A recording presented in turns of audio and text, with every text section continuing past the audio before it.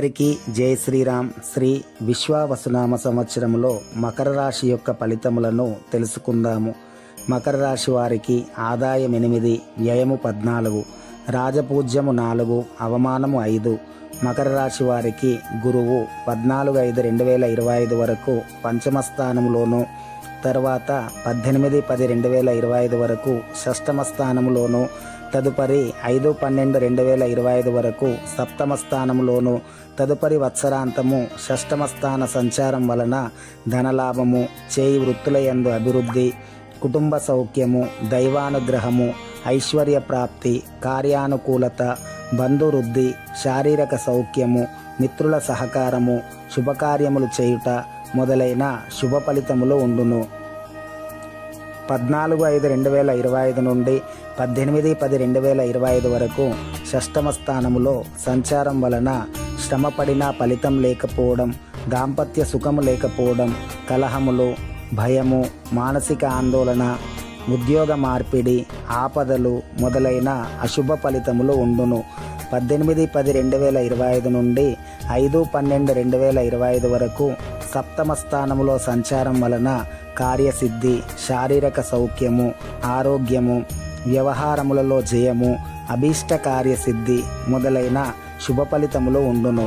6/12/2025 నుండి వత్సరాంతము షష్టమ స్థానములో సంచారం వలన అశుభ ఫలితములే ఎక్కువగా ఉండును. శని వత్సరాంతము తృతీయ స్థానములో సంచారము వలన స్త్రీ సౌఖ్యము, సంతోషము, బుద్ధిబలము, ప్రయత్న కార్యము యందు జయము, ఆరోగ్యము, కీర్తి, ధనదాయము, శ్రమకు గుర్తింపు, ప్రయాణ లాభములు మొదలైన శుభ ఫలితములు ఉంటాయి.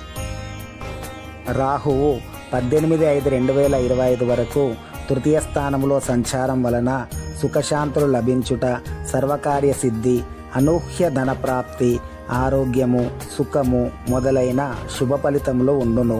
18/5/2025 నుండి వత్సరాంతము ద్వితీయ స్థానములో సంచారం వలన దుష్టులతో అకారముగా కలహములు, ప్రమాదములు, కార్యనష్టము, వస్తు నష్టము, ధన నష్టము మొదలైన అశుభ ఫలితములు ఉండును.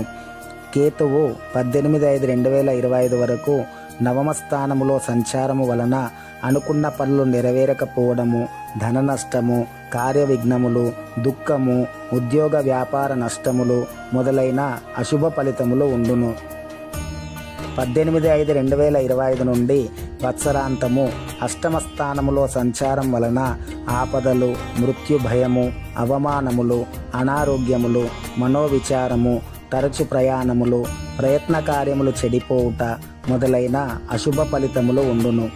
మకర రాశి వారికి గురువు, రాహువు, కేతువు గ్రహములకు పరిహారములు చేయించుకోవడం వలన కొంతవరకు మేలు కలుగును.